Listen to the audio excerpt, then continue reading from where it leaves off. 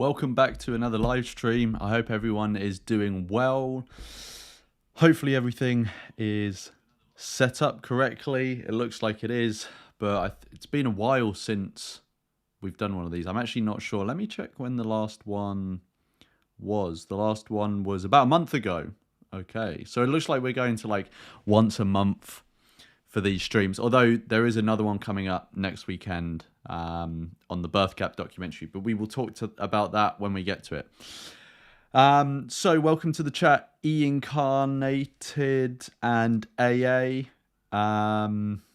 saying love from Italy, hello from the UK. I've been to Italy a few times, but only in my childhood, but it's a super nice place. Cool, so there are a couple of things I want to go over first, and then the main thing we're going to be doing in this live stream is reacting to a Stop Having Kids recent video. So I will show you the video that we're going to be reacting to, and then I'm going to do because we haven't done one of these in a while, there's a few updates I want to give people, and then we will get into things. If you're watching already, please say hello in the chat. We've got Final Destination saying love from India. Yeah, like I said, please say hello in the chat. And if you're comfortable, let us know where you're from, because it's always cool to see. But hello in India. Let's talk about it. It says good morning. Good, it is just afternoon here, so good afternoon. Cool. So let me show you the video we're going to be looking at. So this is the Stop Having Kids channel. So I'm sure you're aware of who Stop Having Kids are. They are a sort of street engagement outreach organization. And they basically go into the street and hold up signs like this and engage people in conversation, basically. And they released this video, Man with No Curiosity Freaks Out in Philly, that we're going to be watching today. Now, that's what we're going to be doing, but I want to give a few updates first. So there's a few interesting things on the horizon happening. So some of you may already know about Antinatalist advocacy. So Antinatalist advocacy is an antinatalist organization that I founded with my friend John, and we did the main thing we've done we've done a couple of things so far, but one of the main things is we ran a conference back in 2023. Where are we going? Here we are. So this is the conference we ran in 2023. Everything is up for people to watch back, and we are doing it again this year in November. So that is what I wanted to share with you in case you've been living under a rock. And no, I'm joking. You could have missed it. But we are going to be running another conference. So this one is AAC 25, English Antinatalist Advocacy Conference 2025. And the topic is antinatalists doing good. So basically, how can antinatalists use our capacities to do good in the world, which includes helping prevent new sentient beings coming into existence via ethical means, obviously. So that is going to be happening on the 29th, 30th of November. So put that in your diaries. I definitely want to see you there. I am obviously going to be there because I'm going to be one of the hosts. So the latest, well, not the latest, but there's one other thing that is the latest thing. But the second latest thing we've done is put out the announcement schedule. So we've obviously got speakers happening or speaking at the conference. And in total, we've got 7 sessions. Now, we are going to be announcing what each session is and who's speaking at it on every Wednesday leading up to the end of October. So you'll notice, the keen-eyed among you will notice that the 17th of September has already passed. So we've already made the first announcement of who's going to be speaking at the conference, and I will tell you who that is next if you haven't seen already. The next one is on Wednesday coming, and then Wednesday after that, etc., etc. And then on... no, I haven't put it there. Okay, so this is the first announcement. David Benatar will be speaking at the AAC 25, and he will be speaking on antinatalism and our duties to do good. Now, obviously, we're super excited to have Benatar coming. It is great that he's coming, and super cool. Looking forward to seeing what he shares.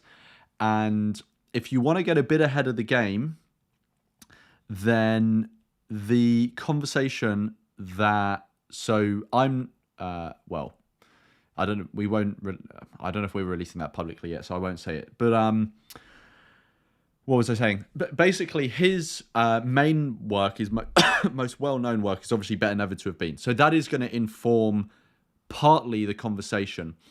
But another significant thing that he's done that is going to inform the conversation, and this is actually maybe going to be more of a driving force of the conversation, is he recently wrote his book, Very Practical Ethics, and he has a book in that, he has a chapter in that book called Giving Aid, which sort of, talks about a variety of things, but one of the things is like, what are the extents of our duties to do good and give aid? So that's going to be super exciting. And the full schedule, if you're looking for it, the full schedule with everything on it and the times that they're happening and the order that they're happening will be coming out on the 31st of October. So don't miss that. So that's very cool stuff. So that is one thing that I wanted to update people on. If you're excited about that or you have any thoughts about that, let me know in the chat. Let's say hello to a few more people in the chat. So I've got one other thing that I can think of that I was going to update you guys on, which is very cool, before we kick off. But before I give you that update, let's go through the chat. So we have Always Devita is in the chat. John Wagner is in the chat. Hello, John, as always. What a legend. Satyam Badraj. Hopefully, I probably just butchered your name. I apologize, but welcome to the chat. And Antinatalism is in the chat. And I think that is all the people in the chat for the moment. So, okay, what was the other thing that I wanted to share with people? So, a few of you will know this already, but this hasn't gone out properly publicly yet, but it will be going out tomorrow. But because you're here watching live, I will give you a little sneak peek. So some of you will remember, or hopefully many of you remember, that maybe about a month ago, I produced some stickers, a sticker pack, which were, I actually don't have any left, so I can't show you them here. I could get the webpage up, but it's too much effort. So I produced some stickers, and they were pictures of famous antinatalists from history, and with an antinatalist quote. And they were free to people due to a generous donor, and they got snapped up like that. They went, that was super cool. So we're back with some more stickers, excitingly. Now, they're not the same stickers. At some point, I probably will go back and do more of those designs. But these are different types of stickers, and they are going to be available for people to order tomorrow. The post will go out on my channel. There probably won't be a video this time, just a post. So keep an eye out for that. And I will show you the stickers in a second. But the coolest thing is that the generous donor strikes again, and they are free. So you just have to cover postage like last time, but they will be free for people to order. So yes, definitely jump on that. So these are the stickers. Let me just get them in a reasonable order. So there's one type of design. Well, there's multiple types of design, but this is one of the types of design. So can you see those? So these stickers here. So it's just a minimal black and white design, but they say different sort of antinatalist slogans. So the first one is, life must be some kind of mistake. Then you've got, life isn't a gift, it's a risk. And then you've got, every cradle is a grave. Now, If there are other slogans that you think would be cool to have in like this kind of design, and you can put them on your water bottle, laptop, a lamppost, someone's forehead, whatever, then let me know.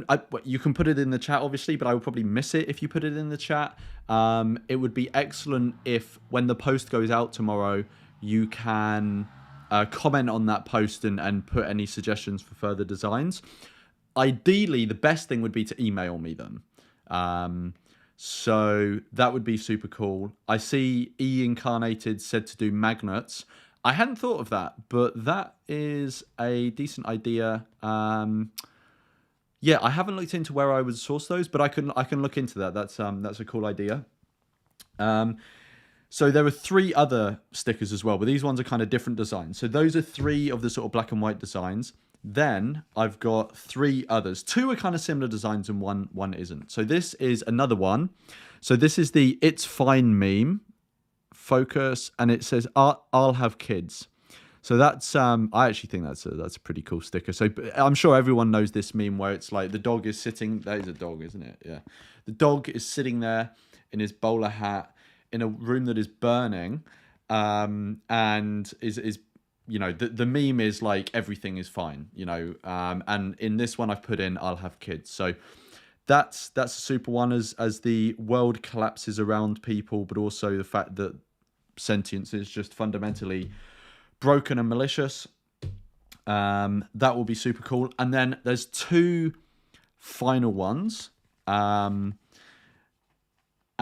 these are similar designs. They're kind of part of, I was going to make like a series of these designs, so they're kind of like part of that series, but these are only 2 so far. I have actually made other designs, but I just haven't gotten them printed yet.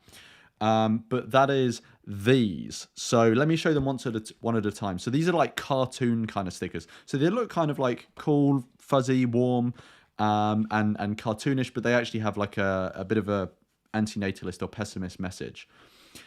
So this first one is just No Suffering on Mars, which was actually inspired by all people, John Green. So if you saw my second to last video, it's about responding to Hank Green, but his brother John Green is briefly in the video as well. And he just like offhand says no suffering on Mars, which, I mean, obviously the fact that there's no sentient life or life as we understand, although actually there's a bit of news about that recently, but there's no sentient life on Mars. And this is kind of like, this is a bit of a thing that antinatalists sometimes reference and use as a bit of an analogy or whatever. And I even have it as my YouTube banner on my channel, Mars is Better, right? But no suffering on Mars is just like a very bam. It's just a very quick way of saying it that John Green came out of. And I don't think John Green is at all aligned with us, maybe. You know, who knows? But yeah, he just came out with this one. I thought it was pretty cool. So that's a cool sticker, No Suffering on Mars. Then the final one in this batch of stickers is this one, Every Cradle is a Grave. And that is a picture of a child essentially just toppling out of their cradle and going straight into the grave. So it's supposed to sort of encapsulate the fact that when you create someone, you're essentially signing them up for a death sentence. So yeah, and it just sort of encapsulates it in an image there. So that's pretty cool as well. So those are all the stickers for this time. But it has actually been pretty fun designing these stickers and getting them all made and put together. So I'm going to continue to make more designs. Definitely let me know if you have ideas for designs you want to send in, and I can look at those and I'll get everything put together. And there will be more stickers in the future, more designs, but there are 50 of each of these for now available. So when the link goes public tomorrow and the post goes public tomorrow, definitely get in there and order yourself some stickers. Cool. Okay. I think that is everything. Let's get into the video. But before we do that, I'm going to quickly say hello to anyone new who's come in. So Daniel Tamby is in the chat. Hello, Daniel. So Daniel's a bit of a legend. If you want to see more of Daniel, go on the Antinatalism Around the World series, the playlist, or it's a podcast on my channel. And Daniel joins me in the episode on Nigeria. We've got Lepeti Caporal. Hopefully I've said that right, but saying hello. Burning Flex, Tobias. Hopefully I haven't missed anyone, but and Masilia. But let's start getting into things. So again, just as a reminder, we're reacting to Stop Having Kids. They are doing some outreach in Philadelphia, I think, and we're going to get into it. I have put, hopefully you can hear it, I have put subtitles as well, which are going to appear up the top here. I find very interesting your point of view. I do not agree, but I think it's interesting. Yeah. Because you are a free person and you can select what you are going to do with your life. Yeah. So why do you think anyone should have kids? Well, I'm speaking for myself. I never thought. So just before we continue, I just saw something in the chat which I wanted to jump on. So Apple Lapel maybe said that they just attended their first punk concert in Namibia, which is very cool, and spoke about antinatalism with people who had never even heard of it.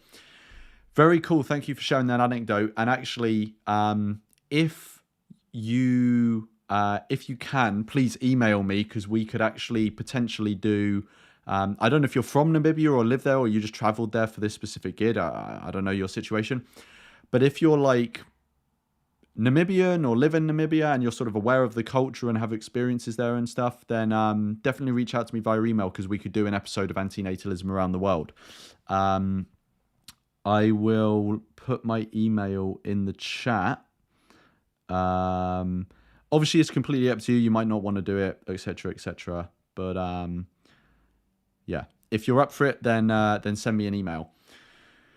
Cool. And then Antinatalism says, love the sticker designs. In case the free ones run out, would it be possible for you to share them as a printable file so people can still use them?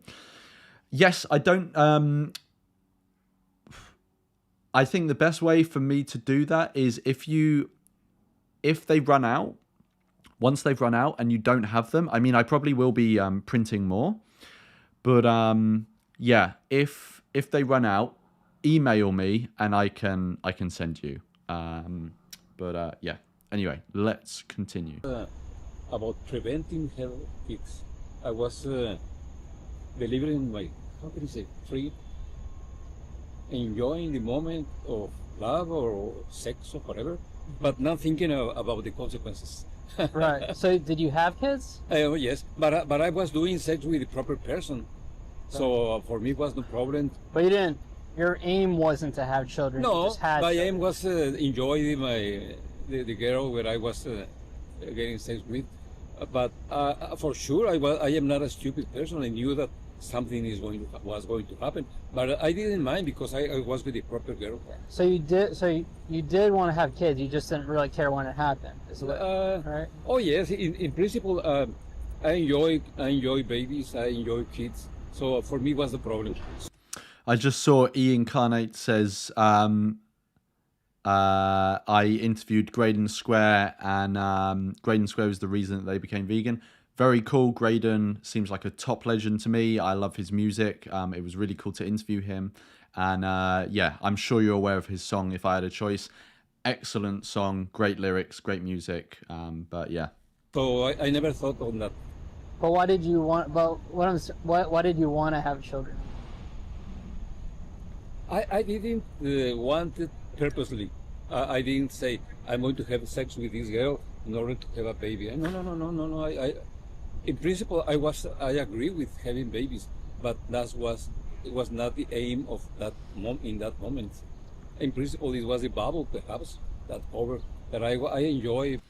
Honestly, this is the case for so many people. I think it was in 2022, the UN released a statistic that 50%, like half of births, sorry, not half of births, half of pregnancies are unintended. Now, that is an intolerable position to be in the world. I mean, there's obviously loads of things going on in the world that are intolerable, but creating a whole new person is the most significant thing you can obviously do to that person.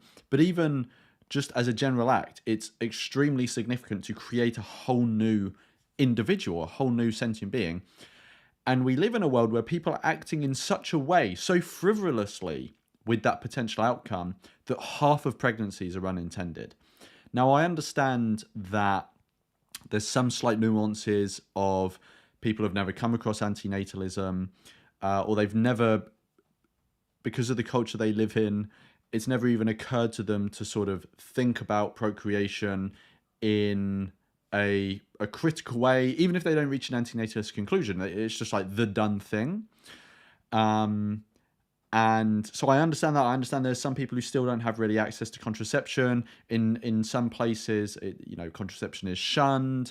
You've also got people in relationships where, they aren't the one really driving the decision. Maybe it's their partner is really sort of pushing this. And so their partner is maybe saying, let's not use contraception, et cetera, whatever. But there will be many, many, many millions of pregnancies that are captured in that unintended bracket that are just people being irresponsible.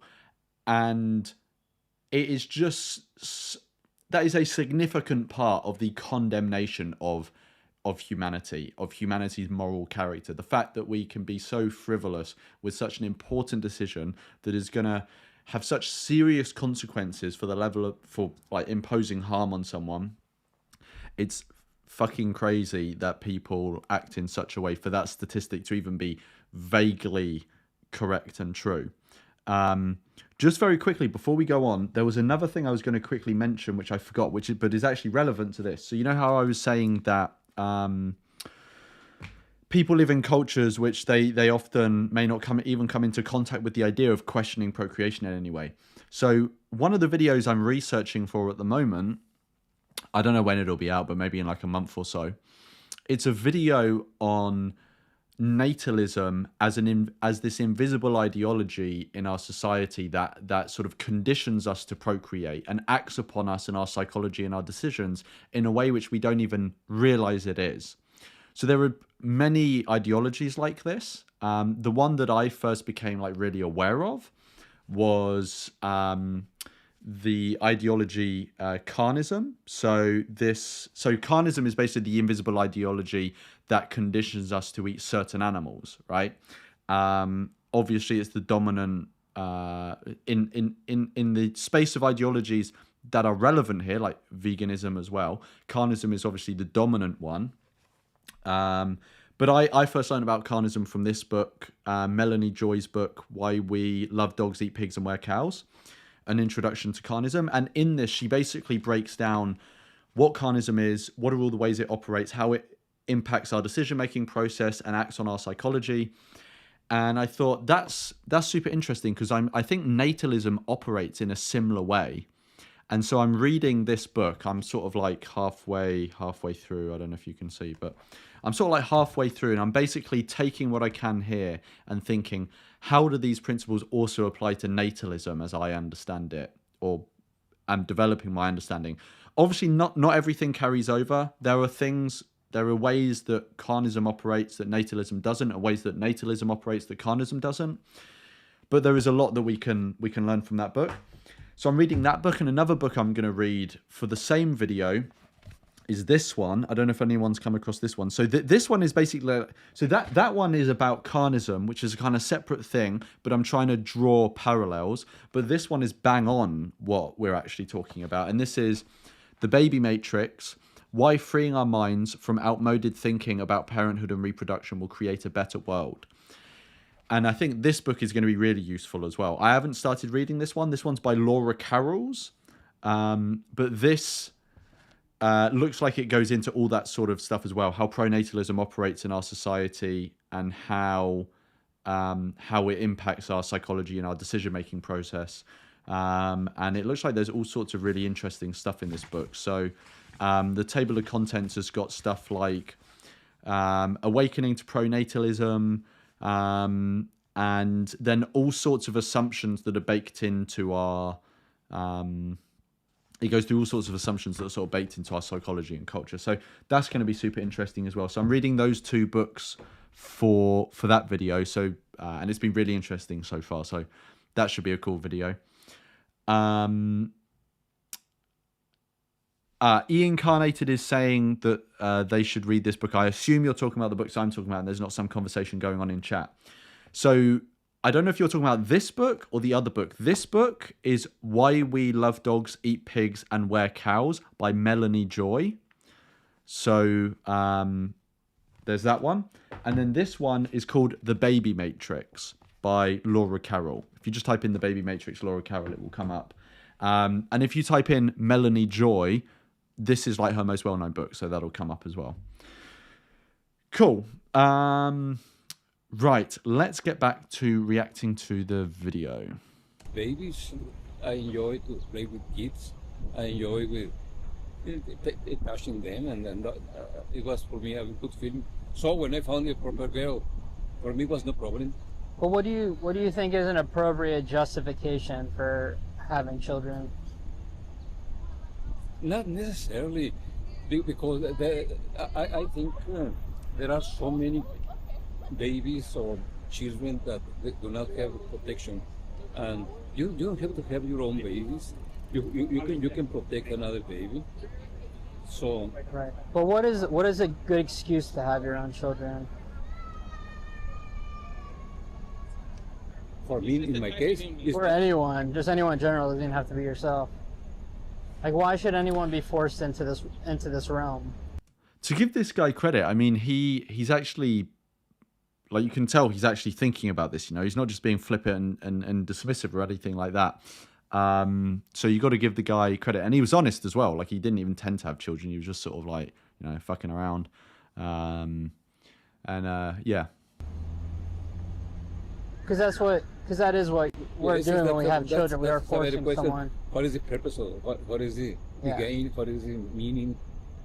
And what is a good argument for doing that to someone? Because we're essentially deciding for someone else on their behalf that they're going to come exist in this realm. You know what I've noticed in a few like antinatalist sort of spaces is people using this term realm, and I don't quite understand it, because realm to me comes across as kind of like religious, spiritual, but a lot of the people that use it, I'm pretty sure aren't religious. Like I'm pretty sure Dietz isn't religious. I might be wrong, but yeah, I tend to come across like these people that I think aren't religious, but they're using this term realm. Where if I was having this conversation, I would say like, why are you creating someone into this life or this world or whatever? But realm seems to have, maybe I'm just reading into it too much, but it seems to have like spiritual or religious connotations. And that's quite a lot to impose on someone. Well, what I believe in this moment is that I never thought on that. Mm-hmm. I was not aware of that until this moment, that many people, perhaps some people, they purposely want something about having babies, mm-hmm. but most of us, we do not think about it. Mm-hmm. No, most of I've been speaking in like something people need to think about more, right? Excuse me. Something people need to think about more, right? I think that there has to be some kind of education, in the sense that you are responsible for the future of the human race, in a way. For example, if you have some deep problems, you're not in the best condition to have babies. You are not in the best condition. You know, and anything can happen to anyone who has children later on. Exactly. Nevertheless, it's not guaranteed. If I am a very healthy person, that's not a guarantee that the baby is not going to have any problems. But for example, a person with genetic problems, and he is aware of that, and he has to be very cautious about what he's going to do. Mm-hmm. I think. Yeah. I stopped because I have a. You know, this guy, he's being like very honest and giving it like a very honest sort of thought.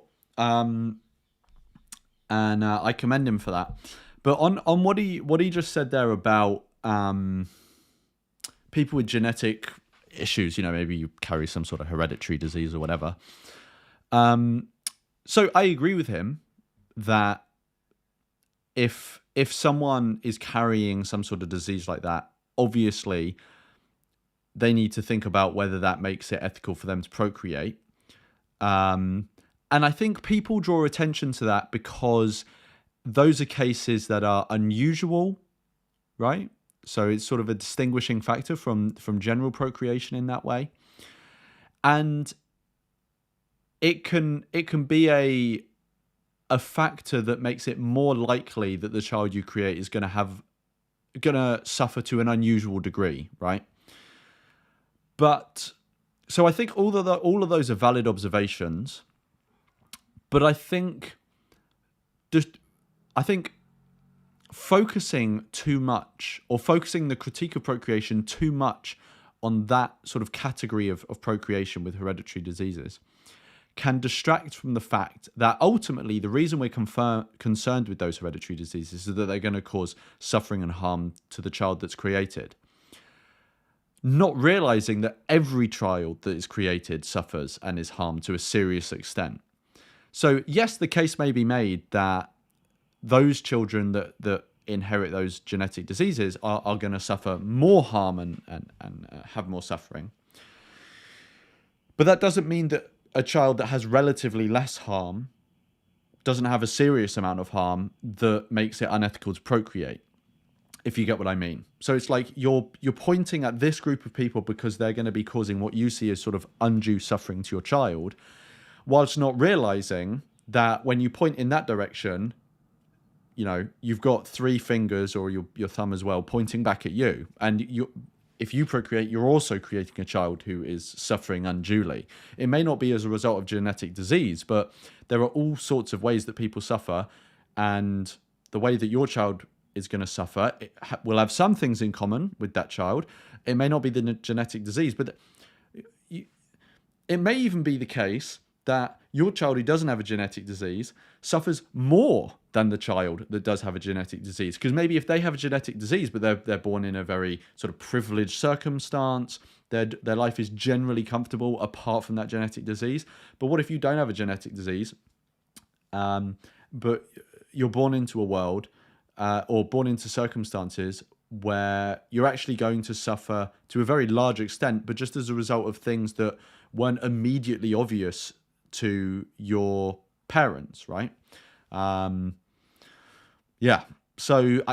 it's a somewhat valid observation, but it distracts from the core point that is everyone. So all the children that you could create are going to suffer to a serious degree, and unduly focusing on that sort of narrow concern distracts or avoids you being sort of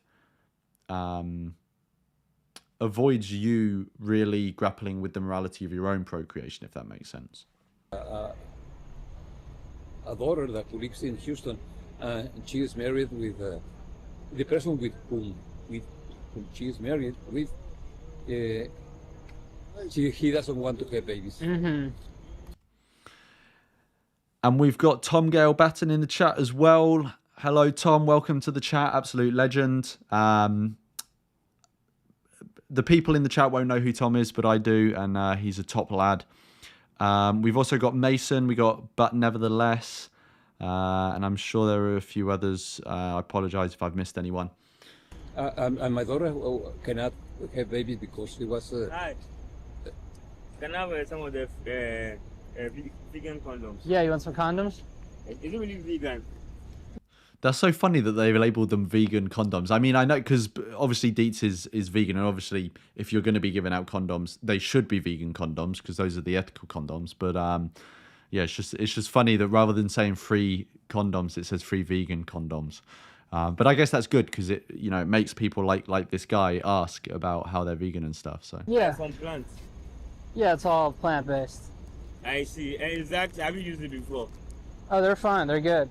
I see. Thank you. Yeah, you're welcome. Can I have one? I'm going to take. This old guy, he's a player. This for my son. I live with my son. Oh, his son's a player. Damn. Oh, okay. I went to the him a present. Yeah, yeah. I was telling that. That's so funny. I don't know, but I'm sure there are a lot of father-son relationships out there that aren't such that the dad would just rock up and give his son a condom. Even my daughter cannot have babies, but they can adopt babies. And for me, it was a very good idea to adopt and protect a little one. Yeah, they already exist. But my son-in-law, he doesn't want to know about babies. I guess he doesn't want problems. Yeah. Because he has to take care of the. Right, it's a lot. It's a big responsibility. Oh, It's a big yeah. commitment. Even when you accept a dog in your house, you That's have a lot to be too. responsible of that little being. Yeah, exactly. Any kind of life. It's a Yeah. responsibility. Yeah. And a lot of us do not want responsibilities. Yeah, rightly so. You know, and a lot of people can't handle the responsibility even if they want it. And So. what is your point of view? Why do you think you? I apologize as well. So I obviously didn't put these subtitles on like manually because that would be way too much time to do. So they're just like auto-generated through the editing platform I use, and they're not particularly accurate, but hopefully people can like understand what he's saying anyway. It's not a good idea to have babies. Well, I'm antinatalist. I think it's morally wrong and indefensible to create new life because, for one, before we come here, as far as I know, we don't have any desire or interest in coming here. It's just Like dogs. we just don't we don't know of this. We don't exist, or we at least don't exist in capacity to know about this, and so we're quite literally just thrown into this situation, and of course against our will, and that guarantees suffering, it guarantees harm, it guarantees trouble, guarantees lots of struggles. I mean, if you think about it, life is kind of just one big constant struggle. It's not like it's not like we're ever just problem free or struggle free. There's always something going on, and I think it's a lot to impose onto someone who didn't even ask for it to begin with. You're not doing anyone any harm by not bringing them here. Although there are pleasurable things about existence, at least for most of us, I would say. We can't be deprived of that if we don't exist. We can only feel the deprivation of not experiencing certain forms of pleasure if we're already here and we desire those things and we can't materialize What I them. believe is that not always apply that. For example, I am thinking in a very, very nice couple that they love each other and they are healthy and they have positive ways of living, etc. But they can decide in a very reasonable level to have a baby and to share the goodness of life. You say, "Oh, I'm very happy. You are. I love you. Everybody is positive. Let us have a baby." All right. Well, happiness is a fleeting feeling. No one's just happy all the time, and you can't guarantee that you're. No. Yeah, I think so. The way I think I would have tackled what that guy was saying is basically to say, I 100% get that, there may be a couple out there that has a really happy life, and that's great for them. Like I'm super happy for them. That's, their lives should go as well as they can. But we've got to remember that, like, the child they're thinking of creating doesn't exist on any level. They have no desire of coming into existence. They don't value those pleasures that couple does as existing couples, as existing people. And so that's not a reason to create the person. But if we do create them, we know they're going to suffer to some degree. And so given that we don't have to create them, we're not doing anything wrong by not creating them, why don't we avoid imposing that harm on them? And there's no cost to that being, because they don't exist to be deprived of the pleasures like the couple would be if you withheld some sort of good thing from them, because they exist, So even though you could create a child and they may have many positives in their life, by not creating, you're avoiding all the harm that would come to them at no cost to that child. And that seems like the better option when the other option is to create them for happiness that they never existed to want, that comes at the cost of suffering. And then I would have gone on to also the fact that even if there's a happy couple and they create someone, you can't guarantee the happiness, etc., which I think is what Dietz is going to go into. Exactly. But You can't guarantee that for your in that child. moment, you thinking it's going to be forever. Well, because you're wearing rose-colored glasses, you know. I know, but it is important to take decisions to have that kind of glasses, because if you don't have those glasses, you are never going to do it. Well, you can still have a. Well, yeah, that's the point. I think if I'm understanding the guy correctly, he was basically saying, well, you have to make the decision with rose-tinted glasses, like optimistic glasses, otherwise you're not going to do it. And that's the point, is that antinatalists are saying, well, people are often making the assessment, if they are thinking about procreation in this way, they're often making the assessment with rose-tinted glasses on, like an optimism bias. And if they removed those and saw reality for what it actually is, had a more accurate understanding of reality, they would be much more reserved in creating new sentient beings. And he was basically saying, no, just leave the glasses on. But I think he's kind of joking, so maybe he's saying it in jest a bit. Great relationship with someone without producing a child with them, you know. It is not a condition for the relationship. Child it has to be a natural consequence. It doesn't have to, because we have birth control. People can be in people who don't have children can have just as deep of a relationship as someone who, as a couple who does have children. It doesn't take anything away from the relationship to not have children. Yeah. In fact, sometimes it even degrades the relationship. And I relate this topic with the problem of the earth in general. The earth has limited resources, and if we propagate in a way with no order and with not organization, we are going to destroy. Yeah, I mean, we're the biggest resource suckers on the planet. It's limited. Yeah, we are destroying it right now, actively. With all this reproduction, with none.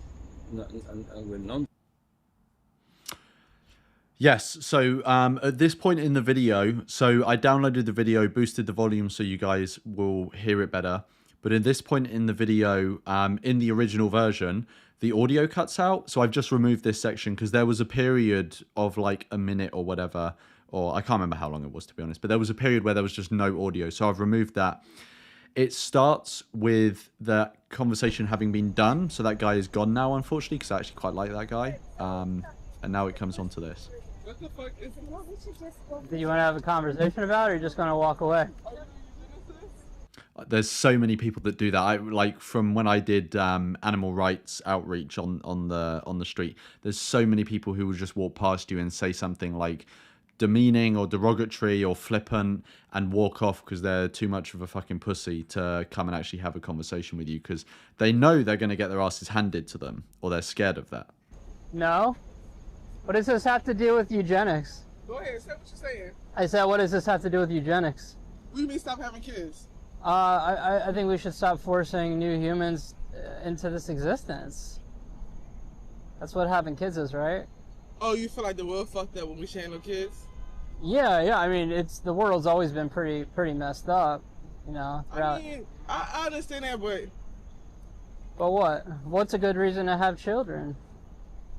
well, as a black woman, to you know, my heritage, my culture. Thing is, everyone could say that. Like everyone's got culture. Everyone wants to perpetuate their. Well, not everyone wants to perpetuate their culture. Some people rebel against their culture. So there is a group like that. But most people like the culture that they're in, at least to some extent, want to propagate it. So it's like everyone wants to fucking do this. Yeah, you can celebrate your culture while you're here. And try and promote your culture if you think it's worthy of promoting. Try and influence others, but you don't need to create someone just to propagate your culture.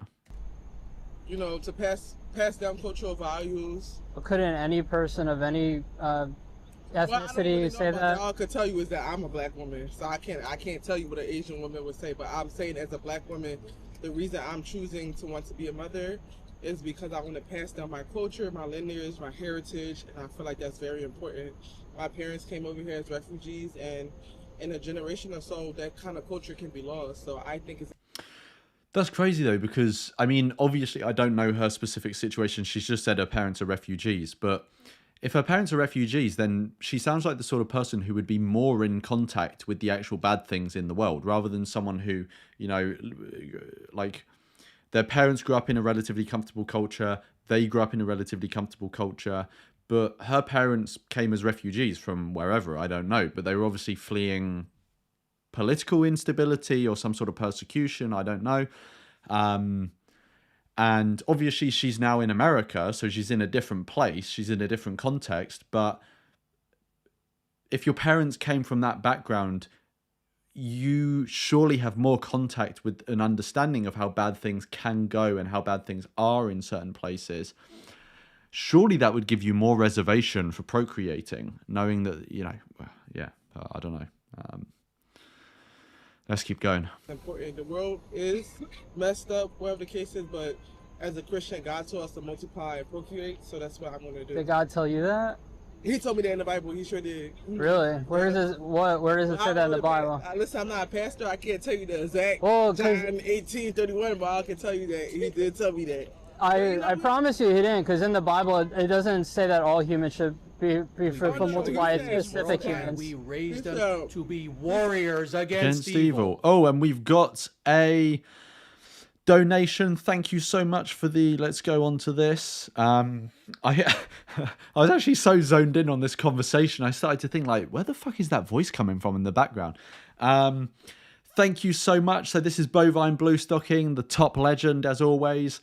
So thank you so much for the support and the donation, Bovine. So Bovine says, hey Lawrence, nice to see you doing a live on Sunday. Obviously, I've got to put out some form of engagement with the people who aren't busy in church. Has anyone commented on the new bookshelf on the wall behind you?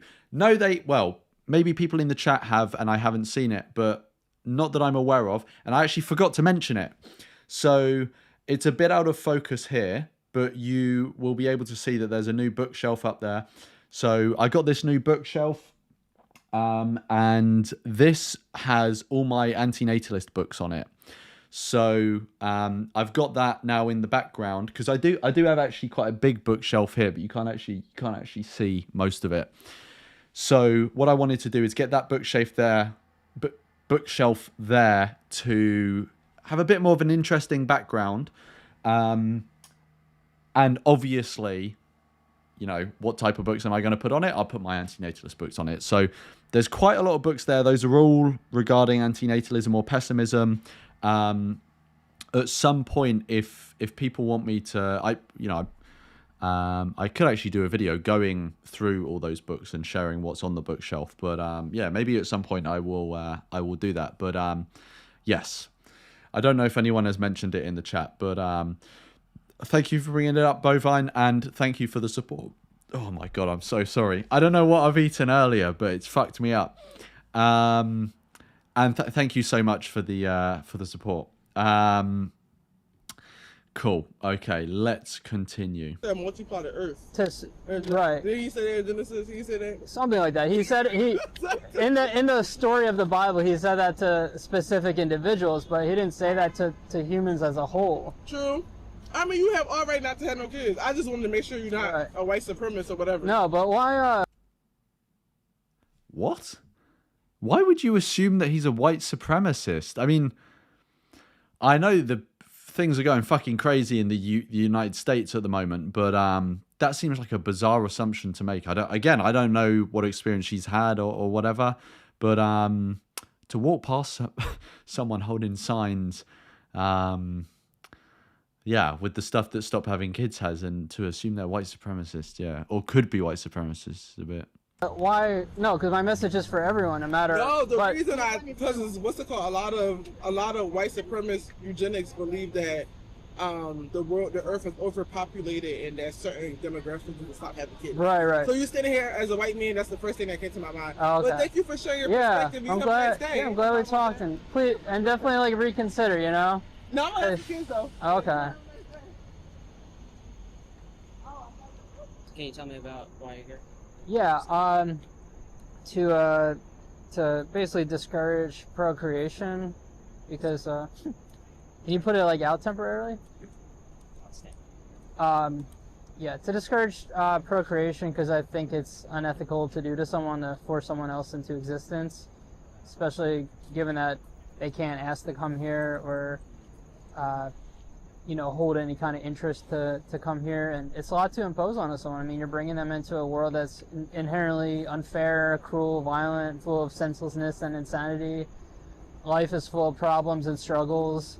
Why impose that on someone else when we don't need to, and when there's no need to, and it's also preventable? It's not like it necessarily just happens automatically. So do you think that people that like have harder lives, it's more important that they don't have kids than someone who's like... No, this is a universal message for everyone. Just as you can see, I'm just standing here, so the signs, everyone who walks by can read the signs. So okay. Yeah, no, and no matter how someone's life is going at a certain point, it can get way harder. Even think about like really elderly people. They go from being adults to essentially being children when they can't really function on their own, and they have to have someone helping them to do everything. So you think that if someone needs help to like live their life, then their life is less valuable? I didn't say that. You were talking about life being really hard. So I'm trying to say that even if someone's life is not so hard at a certain point, it can get to a point where it becomes way harder. So I was giving an example of that, such as like being elderly. Okay. So I wasn't putting like a value statement on that. Right.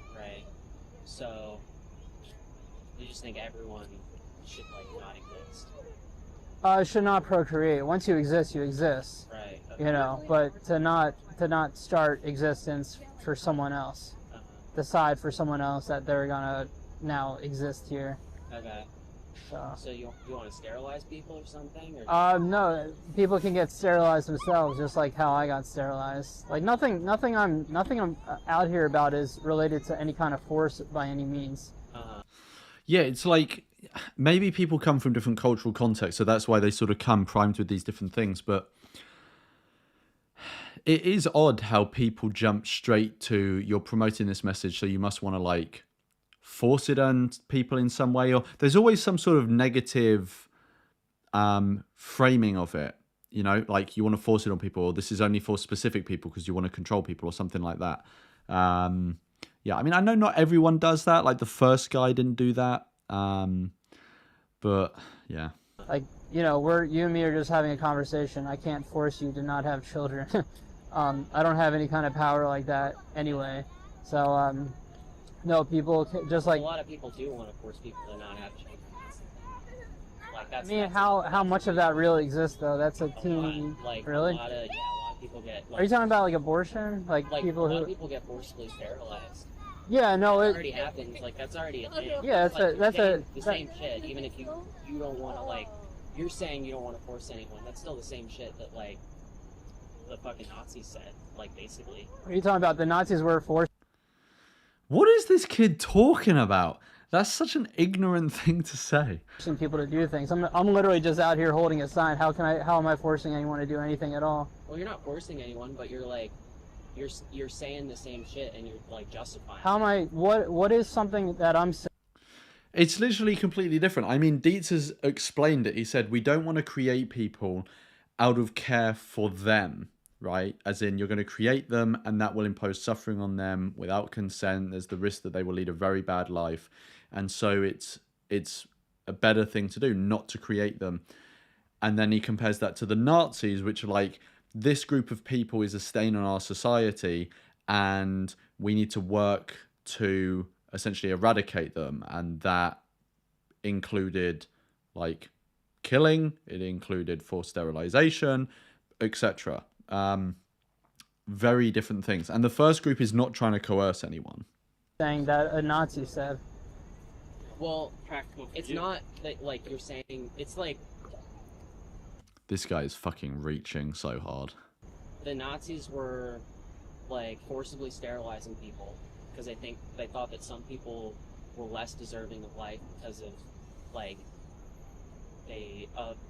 disability, for instance. And did I say anything akin to that? Well, yeah, you kind of did. I mean, you were well, what did I about, say?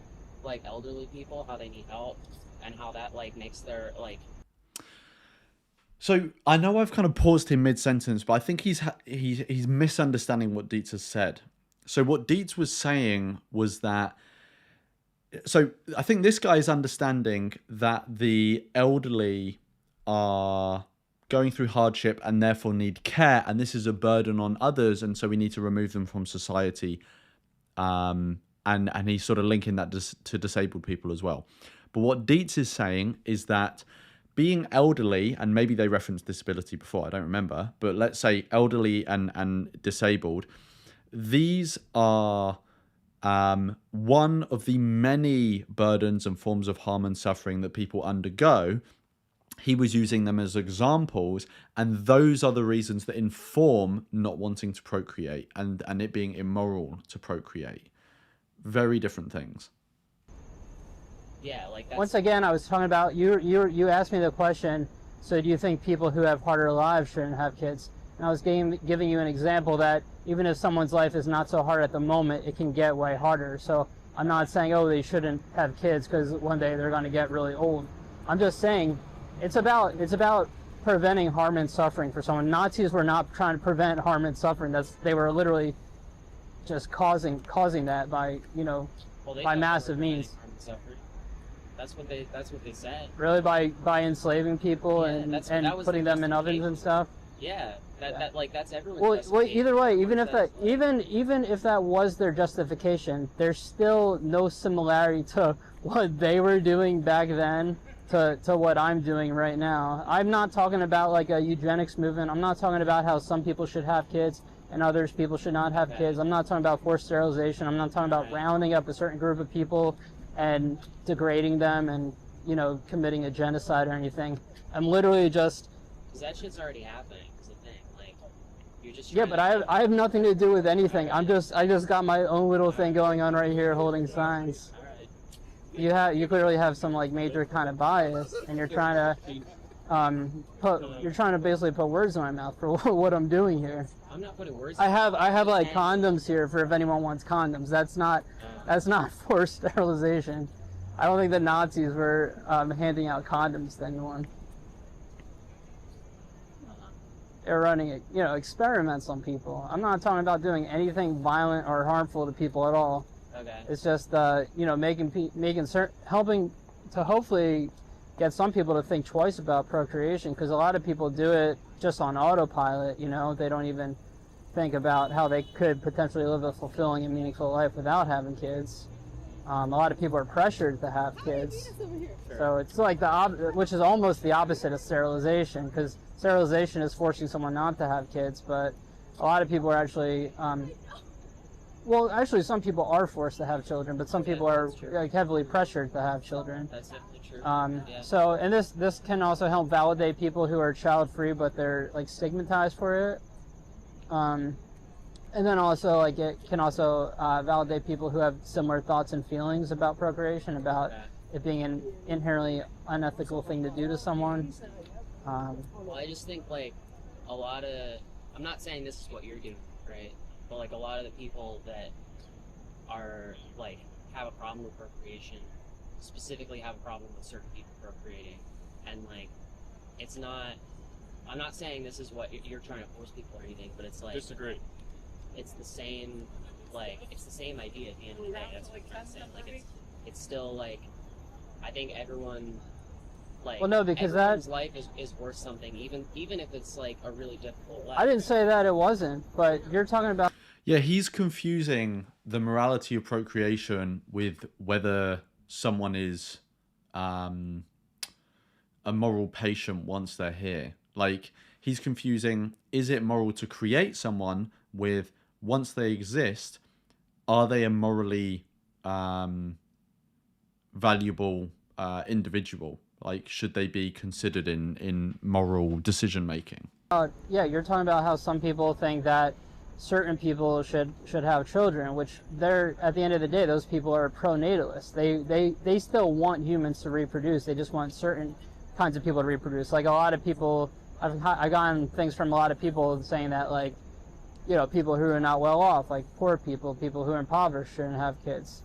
But that's not my message. My message is for everyone, no matter how wealthy or poor, Right. how abundant your life is or how lacking your life is. I think it's still an evil decision to force someone into this Do you think sick it's an evil existence. decision to like have a kid? You think that's To force someone into existence, which is what having a kid is. Okay, but like, so you think that procreation is evil, like not just that it's like, you know? Yeah, I don't think it's a neutral thing. I don't think it's a kind thing. You're not doing someone a favor. Yeah, I think that's the same. Because life is a huge burden, and you're putting that onto someone when they come into this existence. But you're. I mean, everyone has their struggles and their problems, right? That could have all been prevented had someone just never been born in the first place. Yeah, but that's like that's the same shit as like saying that someone like shouldn't have kids if they're like in a difficult situation and like. I didn't say that. I've told you a million times. It's the same idea. Like. Well, I mean, that is what's being said, but what's also being said is that everyone else should also not have kids. So if you're in a difficult situation, don't procreate. But also, if you're in not that specific situation, if you're in other situations that you don't find difficult in that moment, also don't procreate. Like, I know that's not what you're saying, but that's the same idea that those people have. Right, but mine is logically consistent across the board. It's not based off certain criteria. It's just based off the criteria. Yeah, it's not based on the individual who's doing the procreating. It's based on the individual who is being created. That we're humans, so I can have this conversation with a human, and every human I talk to has the means to not create another human. Okay. So it has nothing to do with their present condition or their future condition. It's just about the condition of this realm that you're bringing someone into. Like I said, it's inherently unfair. It's an inherently cruel place. Well, don't you think you should be like devoting your time and energy to like making it a better place? Well, do you think just because I'm standing here with these signs, this is all I do with my life? I mean, I don't know you, but like exactly. It's like, I don't know if you're this passionate about it, like. Well, I agree. If someone's going to hold signs like this, they should also be doing other things in their free time to try to make the world a better place. That's good. And I do. Okay. So, yeah. Alright. But, you know, this is something I want to do too. Like, this is, I'm sure you've never, wherever you live in Philadelphia or wherever you live, I'm sure you've never, like, come across someone else holding signs like this and been able to have a conversation like this with a total stranger. So that's what I'm trying to do with my time right now, right here. And then, you know, after I do this, I can do whatever else I want to do. Cool. But, okay. Good luck with that. All right, thank you. Why don't you why do you litter your cigarette butt? There's trash cans all over the park. Oh, he's called him out.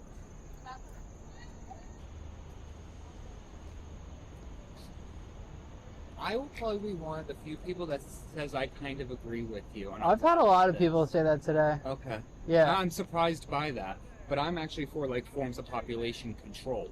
Oh, okay. So I think there are too many people who shouldn't have children just like out having kids. Right. Like I'd be one of those people that would be like every guy should have a vasectomy. Yeah, I got a vasectomy. Awesome. Yeah. I'm gay, so. Oh, okay. Like that. Yeah. It's a shame that so few men actually want to get a vasectomy. Mm-hmm. Heterosexual men I'm talking about. Or bisexual for that matter. But yeah, it's really just a small little thing. It's not a huge sacrifice or anything. It's reversible if you decide that you eventually want kids or whatnot of that nature. It's just a good preference thing. Yeah, it's potentially reversible, but yeah, none of us need to be having kids at the end of the day, you know? No one's screaming, we don't hear anyone screaming, asking us to bring them here into this existence, you know? Yeah, it does kind of suck being on Earth. Yeah, I mean, it's a huge imposition. It's you're placing a giant burden onto someone. It's a lifelong burden. You know, definitely depending on the situation. Like if it could be a potential abusive home and they end up getting stuck in foster care, and stuff like that. Like I fully agree with you. Like I can also in foster care where women would have like 10 kids and they're all in the system. Yeah, but you can also have like abusive governments. You can have abusive partners. You can have abusive neighbors. You can have abusive bosses. Every day, you can have an abusive boss or coworkers. So you know, the abuse is just rampant. There's no way of totally escaping it. It's very rare to live life from beginning to old. From beginning to end without incurring any form of abuse. Yeah, unless you're like filthy rich like Elon Musk or some shit. Right. And you're usually the one hurting people. Yeah. Even then, you're going to get abuse. I mean, like, look, I'm no fan of Elon Musk, and I think he does a lot of harm. But even though he's the richest guy in the world, he will suffer abuse. I mean, he has tricky relationships with his children and partner and like, well, not partners, but the people that he's had children with. I know that. He will get all sorts of abuse online. Obviously, there's loads of like celebrities and media pundits that will hate on him. And look, I'm not trying to paint him out as a massive victim. Obviously, in the grand scheme of things, he's the richest guy in the world. Like he's going to be okay. But yeah, even if someone is wealthy, there's going to be forms of abuse and hardship in their life. But yeah, I'm not saying this as a fan of Elon Musk. I think the guy comes across to me as a massive bellend and has done a lot of bad stuff in the world. Yeah, but that's not to say that he doesn't also suffer in some ways. And if you think about it, he's hurting himself too. Like spending all that time on Twitter and stuff, like that's not a good use of time. I fully agree. I don't know if that's hurting him or just feeding his narcissistic ego. I think it'll hurt him in the long run. I think when he's much older, maybe when he's on his deathbed or something, I think he'll have a lot of regrets about that. And yeah, it definitely could. And if he's a person who believes in God or any of that BS, in my opinion, but yeah, if he believes in any of that, that definitely would factor into it. And you know, people whoever birthed Elon Musk, they could have never predicted the kind of person he would have become. And now look at all the children he's produced. We don't even know. No one has any idea how many children he's produced. It could be in the hundreds or thousands at this point. That's just a thought process. Because imagine being a parent and you try your best to be a good parent and your son ends up a rapist or some shit. Yeah, which happens all the time. A child molester. That's the thing too. You're gambling with someone's life and you're gambling with the world at large. Because no matter how well you raise them, you don't know what's gonna happen. Exactly. We live in a bizarre realm. So anything can happen. Yeah, like I said, I kind of agree with you, man. No. Yeah, I wasn't sure when you came up if because I've had a couple people in a row who are like very disagreeable. Yeah, I figured that that's why I was like, I'm probably one of the few, because I figured there'd be like tons of people who'd be want to throw something at you when I saw where you were. Now, can I take that never happens. Of your signs? Yeah, of course. You can take a picture of whatever you want. Yeah, can I please take a picture of you? Yeah, of course. I've never seen it. I do street photography and videography. Let me take this picture. Great. Oh, okay. Do you mind if I interview you? Yeah, no, that's fine. Alright, cool. But do you have a YouTube channel? Let me just do it on my phone. Yeah, I got YouTube. If you want to like get your camera ready, that's fine too. I'm gonna be standing here for a little while, so. Oh no, it's all good. I'm on a time crunch. Okay. I wonder what the guy's channel is, if we can find the interview. Yo, this is the most interesting thing I think I've seen all day. Can you please tell us what's going on here today? Yeah, so I'm here with Stop Having Kids. And it has a website, .org. Yeah. Okay. And there's an Instagram too and so forth. The Instagram is stophavingkids_official if anyone's interested. Okay. But yeah, I think it's morally wrong to procreate, to have kids. In other words, force someone into this existence. Life is a big burden, so you're imposing that onto someone. We can't voice any kind of interest or desire to be here in the first place. So you are creating harm and suffering for everyone who comes into this existence. The world is unfair, it's cruel, it's full of insanity and senselessness. There's good things about it too. I'm not saying there's nothing good about experiencing this life, but had you never been born, you wouldn't be deprived of any of those good things because you wouldn't know otherwise. You can only experience deprivation over good things once you're already here. So I think you can live a perfectly meaningful and fulfilling existence without having children. You can always have children in other ways other than biological. You can adopt, you can foster, you can be a teacher, volunteer, babysitter, etc. But yeah, so I think we should stop pressuring people to have children, and I think we should be more open to the idea of just living our life without imposing life on anyone else. Stop having kids. You're a retard. All right, so question for you. So you said that life is suffering, so forth, but there is a possibility of having a good existence. Not a good existence where it's like good 24/7, 365. You can have an existence that you felt was pretty good overall, but at the end of the day, it's a gamble. We can't ensure that for anyone. It's you're literally gambling with someone's well-being and their life when you bring them into the. Yeah, I think when people say this, they're getting the framing wrong in their head because they're viewing procreation as like almost like a bet, right? So you can put a bet on life and it could go wrong, but it could also go right? And I think that's how this guy or people generally kind of see it. And it's like, sure, you could have a bad life, but you could also have a good life. And obviously, if you're looking at it from that framing, then it's right. You could have a good life. But I think the correct framing is that no one wins that bet because you could have a bad life, which is obviously losing the bet. But the good life that we're looking at, the thing we call a good life, is simply experiencing pleasures that you didn't need before you were created. They are just going to meet a desire you have that was created when you were born. So it's not a win in the same way that the loss or the losing is losing, right? So it's not this, you can win the bet or lose the bet. It's more like you can lose the bet, or what's the best way to put it? Not, I was going to say not lose as much, but which I think is an accurate framing, but I think that's maybe not going to be convincing to someone who isn't an antinatalist. What's the best way of putting it? Instead of winning, you would have like sufficient harm mitigation. I'll have to think about it more, like what the best way of putting it is in that context. But essentially the point is that you're not placing this bet that you can win or lose. You're placing this bet which you can definitely lose, and there's no real winning. There's simply mitigating the harm that you've been exposed to and getting things that you didn't have an interest in getting before you were created, if that makes sense. The world and also other people's lives as well, because you don't know what. Are you Jewish? Why? Just wondering. No. Yeah. Okay. That's so random. What would being Jewish have to do with anything? You don't. That was really weird. You don't know what that person's going to end up like, so it could be a total life destroyer.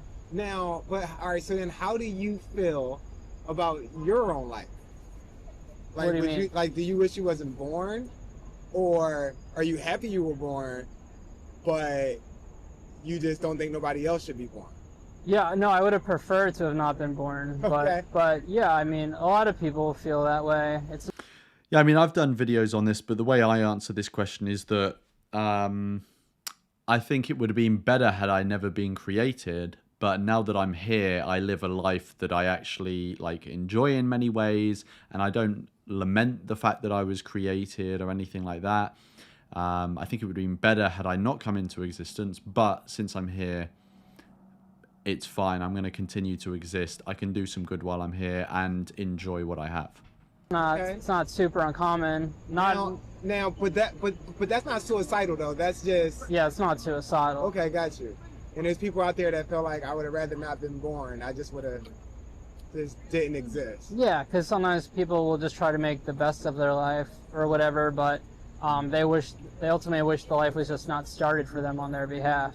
Wow. So this is essentially just about not starting lives for other people, because it would be one thing if we could get a big picture idea of what this whole thing is and then consent to it, but we can't. We're literally just thrown into a random time, a random place, under random parents, random circumstances, and it's some people are more fortunate than others for what becomes of their life. But now, just because I'm curious, so what is your background like? Do you have both of your parents, or are they passed away already? No, they're still living. Okay, what do they think about your message? I don't know. They're probably. I don't think they agree with it, but we don't talk about it at all. Gotcha. So okay. So your goal today is to tell people to stop creating life, to let life die out now. Because if we don't have no more babies, then life is over. Right, but that's completely unrealistic. Humans are not going to die out because of something like this. If they ever die out for one reason or another, it's going to have nothing to do with this at all. This can only reach a little bit of people, you know. I mean, as you've seen, you've only been interviewing me for like. You shouldn't have been the fuck on. And you fucked up for having the signs out there and sit there and tell people don't have kids. What if you weren't the fuck alive? Why are you so triggered? I'm triggered because that's just some garbage and I know it's racist. How's it racist if it's for everyone? You ain't fucking trustworthy. See, like I said, a lot of people are not even open to this. So how could something like this lead to the end of humanity? So, but is this normal for you? Not the frequency that you've seen. Okay. Yeah, that was the only person all day today so far in like an hour and a half or so who's like freaked out at me. Gotcha. Now, do you have children? No. Okay. I have a vasectomy though. Okay, got you. Oh, so you can't even have kids. Right. And you never had kids. Yeah, and I never wanted kids. You don't even know what it's like to be a parent at all. Right, and it's a unique for every parent. It's not like they'll have the same experience. So look, dude, you know, I love for everyone to have a voice, to be able to speak, even if I don't agree with them. And I just had my first daughter, and she's 2. Having a child is like trying to explain what honey tastes like. It's like you can't until you taste it, right? Like it's like trying to tell somebody what sex is like. It's like it's a very hard thing to put into words. You have to experience, you have to have a child. Having a child is one of the most beautiful things that can ever happen in general. Because if we didn't have kids right now, us adults we could be vicious. Me having a daughter showed me a different way of, I didn't understand life until I had a child. Until I had a kid, I was just doing whatever I wanted. I was saying whatever I wanted, doing whatever I wanted, smoking, drinking, fucking, I was doing everything and anything under the sun. I didn't care about. So what he's talking about is taking on responsibility, basically. Not having, like, obviously having a kid is one of the ways you can take on responsibility, and it's a big responsibility. But you can do that by adopting.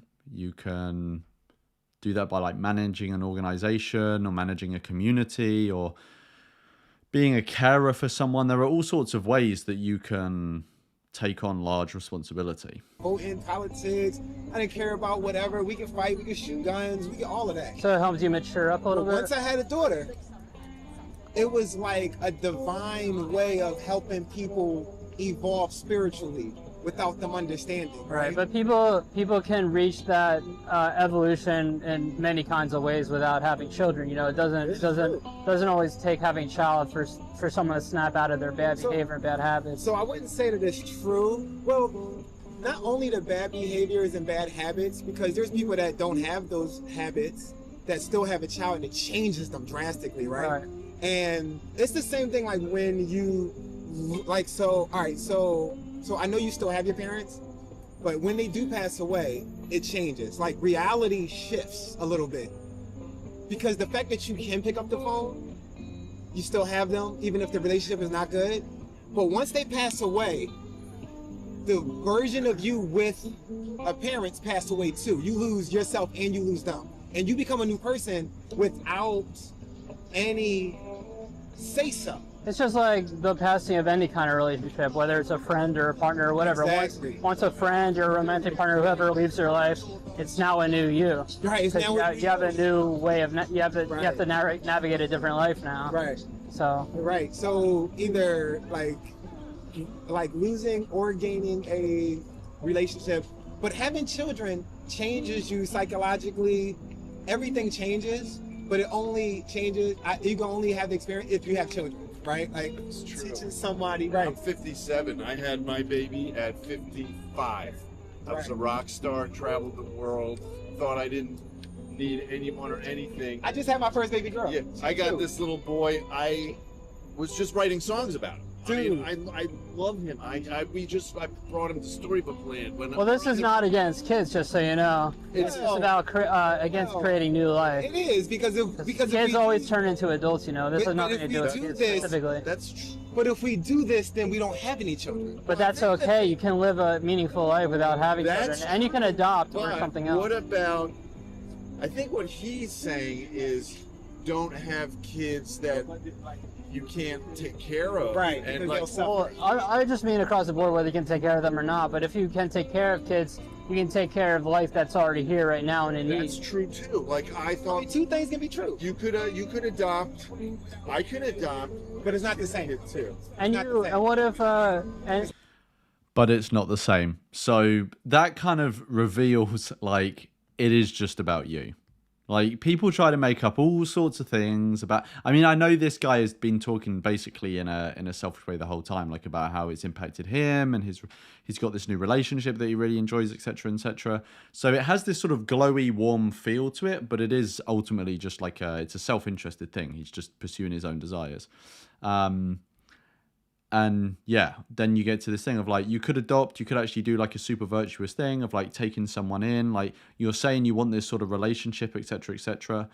You can do that with adoption, and then they say, but it's not the same. So it's like, okay, so it's basically just down, it is just what you want. You're not like the sort of not mystique, but like the veneer of virtue evaporates at this point. Not the same. And it's not the same, but that doesn't mean it's an inferior thing. No, it doesn't. But what I'm saying is that you pretending that my girlfriend is your girlfriend, even if you do have access to her, is very different from you actually having a girl, like that being your girlfriend that you take care of. The experience is different. It's two different experiences. Right, but we're talking about family, though. Anyone can be family. You don't have to have someone doesn't have to be. No, I agree with you on this. I think that if I found it, like if I went to the shelter and got a dog, what's the difference between if I went and I bought one or my dog had a dog? I would love that dog, but that's only if you're of the mind to do it. Well, hold on. So you're saying that, and I know this is hypothetical because we don't know, right. But you're saying that if you didn't have your son, if your seed didn't come out and grow arms and legs, and you would have went to the store to get one, you're trying to tell me that could have been the same experience? Yes, because Well, it's not going to the store, it's going and adopting someone, not buying them. Because you look at the tiny little hands, and I think... Yeah, I mean, like, it's not the... Obviously, there are some features of the child that... So, what's the way of putting this? So, like, it's not actually the fact that your child carries this, like, your genetic likeness, your genetic code, right? Or some of your genetic code. It's a way that you've constructed your relationship and how you expect your relationship to be with the child, right? Because this actually sometimes happens. Imagine if you're at the hospital, your partner has just given birth to the baby, and there's been a mix-up, and you have the wrong baby, but you have no idea you have the wrong baby. This baby is the skin tone that you expect. You were expecting a girl, it is a girl, all this sort of stuff. There's nothing that raises your suspicions, but there's been a mix-up and you've got the wrong baby. This does sometimes happen. The wrong babies are given to people because when the baby is maybe taken to be laid down somewhere, they pick up the wrong one. This has happened, and I'm assuming still happens sometimes. Now, if you go on living your life and you connect with this baby, you have the understanding this is your own baby, it's not your baby biologically. So for all intents and purposes, you have adopted, but your experience of it is that you've biologically created this child when you haven't, right? You've biologically created a different child. That just goes to show that you don't need to have a biological connection with the child to have that experience of raising them and having a deep connection with them and bonding with them intimately in a way that you feel is the superior one in terms of relationship, right? Because he's saying that adopting a child isn't equal, it's inferior, but by how he's coming across, right? But that's not the case. You can have that superior relationship you're looking for with an adopted child. It's just you're understanding the child to be your biological child, but they're not. So what that's showing is it's actually your internal prejudices or biases or expectations that are creating that quality, the quality of the relationship, the superiorness of the relationship. So if you simply just change your expectations, change your biases, and approach this from a different perspective, maybe the perspective that the guy on the left is having, maybe you can experience that same quality relationship that you're saying is superior with an adopted child, right? There's nothing stopping you from doing that. It's just how you come at the relationship, right, that is really dictating it. So, yeah, I don't know if I have anything more to say, but I feel like the thing this guy is saying is just, it's built on nothing. Yeah, people can have as deep a relationship as possible with the child, with an adopted child. It's in their mind. It's about their mindset. This person needs me. This person loves me. And as we build our bond, you know, that's what our relationship is. Whether I adopted if I adopted a kid, I would fall in love with a kid, and I'm like, okay. Yeah, it's like this guy on the left is coming across as sensible-minded, somewhat, you know, virtuous because he's open to adoption, even though I know in practice he didn't adopt, but, you know, and like mature. Whereas the guy on the right, to me, is coming across as kind of egotistical, shallow-minded. You know, he loves this child more because it developed from his own cum. You know, that's the fucking level we're at. Like that's fucking low. Yeah. So there's like very different perspectives here. Hey, this baby is mine. Now, not everybody is like that. Kids grow up with horrific conditions and get abused, and you know, there's stories of a dad who just murdered his 2 daughters. Like, what the hell? And there was another story I read about a dad and his girlfriend starved one of their kids to death, literally locked them in a room. There was another story about a mom who went on a 10-day vacation and left her kid in a crib, and the kid obviously died. It's like, this is horrifying. Horrifying. And the fact that we don't allow women to get abortions and stuff, or we Stop having white people. Stop white babies. I thought you said this was racist. That's what it says. That's what it That's says? what it says. This guy's fucking crazy. Where does it say that? You're hiding. Where does it say that? It says it right there with you. Where? It says stop having kids. But an excuse for eugenics, and I know you. You know me? I know you. Who am I? When a white man say stop having children, what you're really saying is to stop the population of black folks. Sounds like you're making an overgeneralization. And am I in a totally black area? And your father shouldn't have you. Exactly. Same with your parents too. So I know it. Fucking hell. Jesus Christ. I see you. I know exactly what I do too, right? I know exactly what Is that why I used to do this in Portland, Oregon, which is 99% white? They call the cops. Because I don't give a fuck. I didn't call the cops. Call them. Call whoever you want. Why would I call the cops? Racist hiding behind eugenics. How am I racist? How am I racist? This is a sign for everyone. People telling them to stop having kids. To stop having kids when we all know that a white man, whenever he comes out to the world.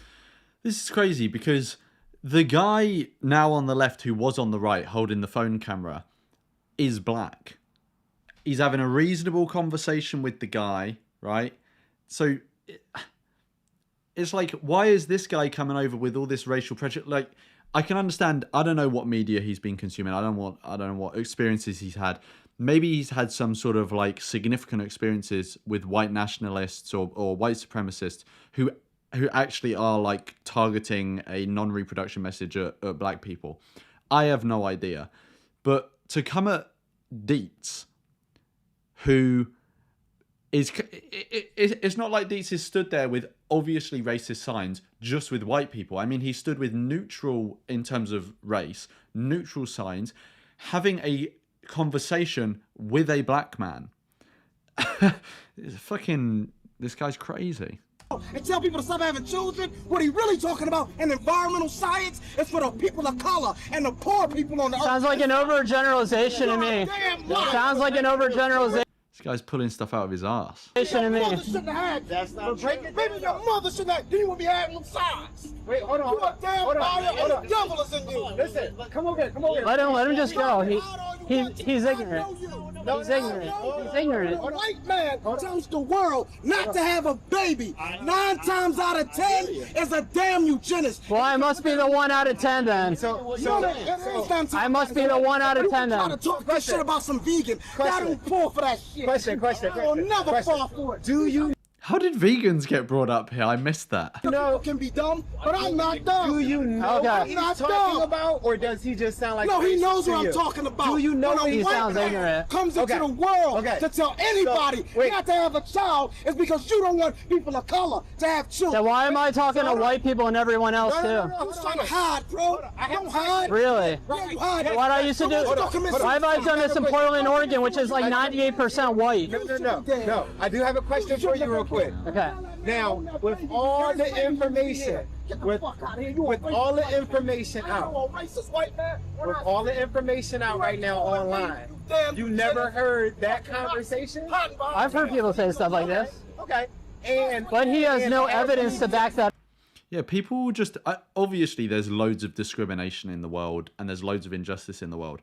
But people will just fucking conjure up oppression and discrimination out of nowhere. This guy has no grounds for thinking that Dietz is in any way racist, that he's spreading a racist message. This guy has just created a fictional racism out of nowhere. Well, I say out of nowhere. There's no substance to it. In that way, it's out of nowhere. Obviously, it's not out of nowhere in his mind. In his mind, he obviously thinks he's got good reasons for it. But he's just fucking fighting a ghost. Stop about me. That's very true. But I wanna ask. He's making blind, completely unfounded claims about me. Of course. But you do know what he's talking about. I just want to make sure. I understand. He's speaking in English. I can understand every word he's saying. So therefore, he's not ignorant. He's just making an assumption. Though. He is ignorant, though. Well, yeah, he's making an ignorant assumption. Because he's saying things without any kind of evidence to back it up. That's. So I don't agree with. He's literally saying that my signs say black. Yeah. So I don't agree on. with his approach, right? I don't agree with the approach. I know what he's talking about. In the moment that I did see your signs, all that stuff came into my mind because. I had a vasectomy. More me power too. to you, man. Thank you. Yeah. Well, lad. Wait. You have children? No. Tony! Oh, shit! No, wait, hold on. I told you! They taught me. I know. Listen. I know. And that shit is mental. They teach that. Why do your sons no longer love their mother? If Dietz was a racist, he must be the worst fucking racist because he's just had a white guy come up to him, fist bump him, and say, "I've had a vasectomy." And look at your children. They don't love women no more. It's all in the same shit. How long do you think you've been going? So. Well, we should just get back to the regular interview. I'm not the fucking minority if I die. Believe me. Some fucking 12-year-old kid that needs a fucking home. A kid of color that's 12, 13 years old. I'm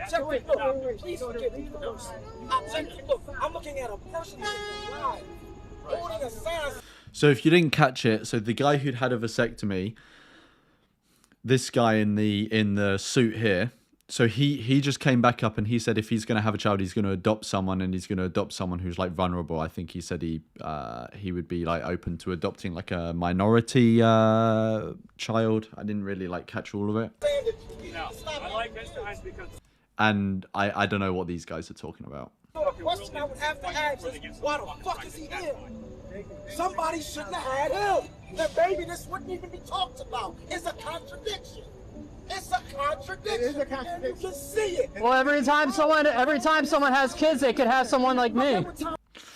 Yeah, so he's saying it's a contradiction. So basically, antinatalists hear this, obviously. It's like, oh, well, you know, if you weren't born, you wouldn't be here to spread this message, which is obviously true. But procreation is a thing. People are born, and some of those people become antinatalists. And they obviously think that procreation is morally wrong. When you find something morally wrong, you generally want to try and promote other people to stop doing it.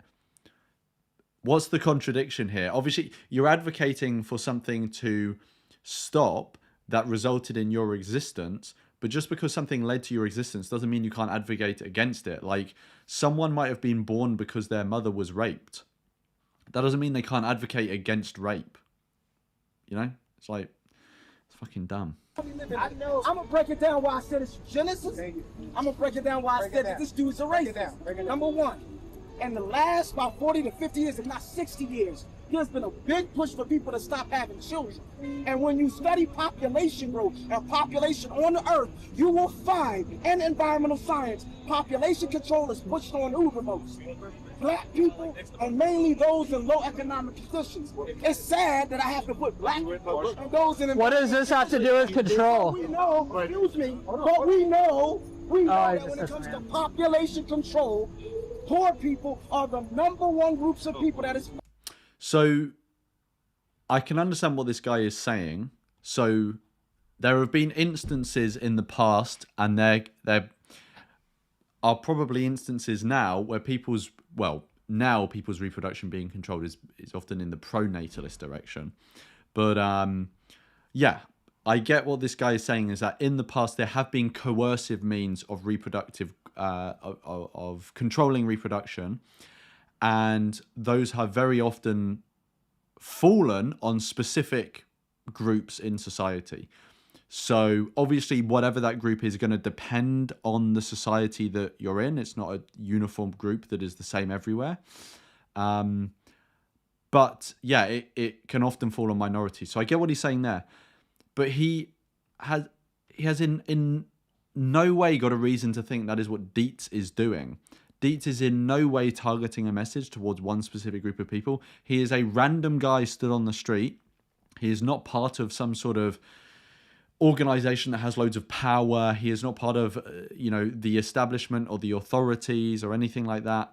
So for this guy to come over and take assumptions he's made on a separate issue to then bring them over to what Dietz is doing is, I don't even know if I want to say dishonest, because I'm not even sure he's understanding that he's doing that.